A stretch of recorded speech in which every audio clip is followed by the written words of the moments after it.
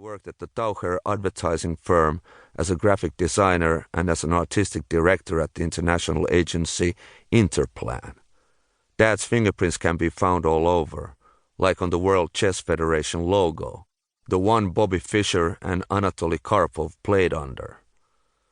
Toward the end of his career, Dad scaled down to just one client, a Finnish paper-producing giant, Finpap, which was enough. He did all of Finpap's campaigns.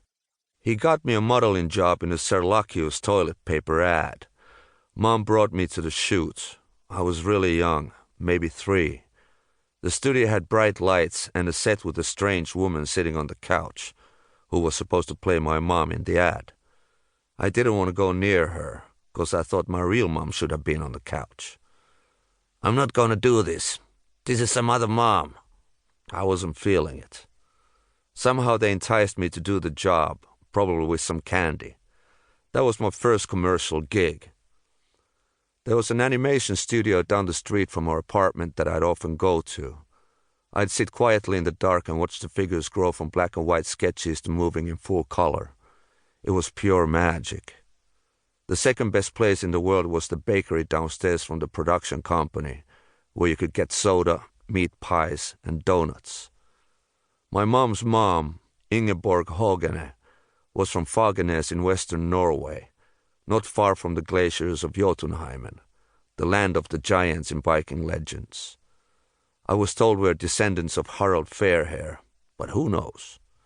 At 18, Ingeborg went to Finland as a maid to a wealthy Norwegian couple and fell in love with Emil Kesäluoto, 10 years her senior. Grandma was gentle, strong, and understanding, whereas Grandpa was a train conductor who excelled in sports and played the violin and harmonica with a taste for gambling.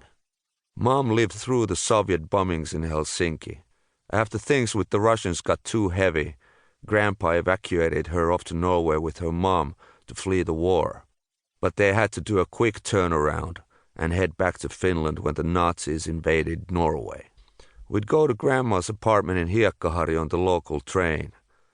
Grandpa would show up down the train hallway in a blue conductor's uniform, hat, and a cool coin belt.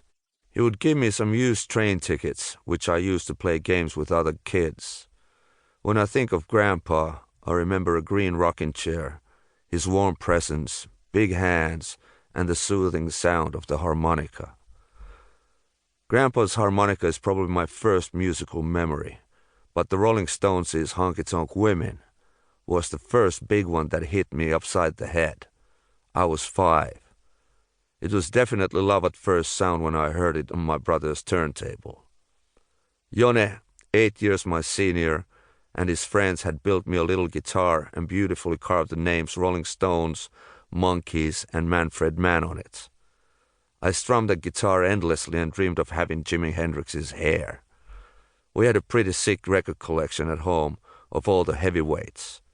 Janis Joplin, Memphis Slim, John Coltrane, Stones, Zappa, etc.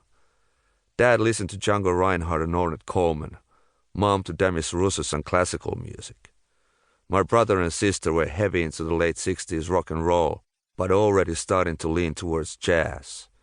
My head was filled with all that good stuff from a very young age. I remember watching the 1968 Finnish presidential elections on TV. The Cold War was in full effect. Reading the votes out loud left 4-year-old me with the impression that there was no other candidate but Kekkonen, Kekkonen, Kekkonen, Kekkonen. That one name dominated the others and got stuck like a mantra in your head. The U.S. sent Apollo 11 to the moon in the last summer of the decade, and the TV showed Neil Armstrong and the other astronauts leaping around on the moon. The waving American flag made me wonder, wow, there's wind on the moon too? And of course, being Yanks, they had to drag a car to the moon. 1970 to 1974. Are there any dull knives in the house?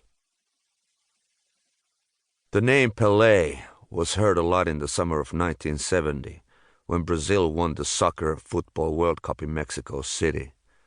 I'd jump out of bed in the morning, pull on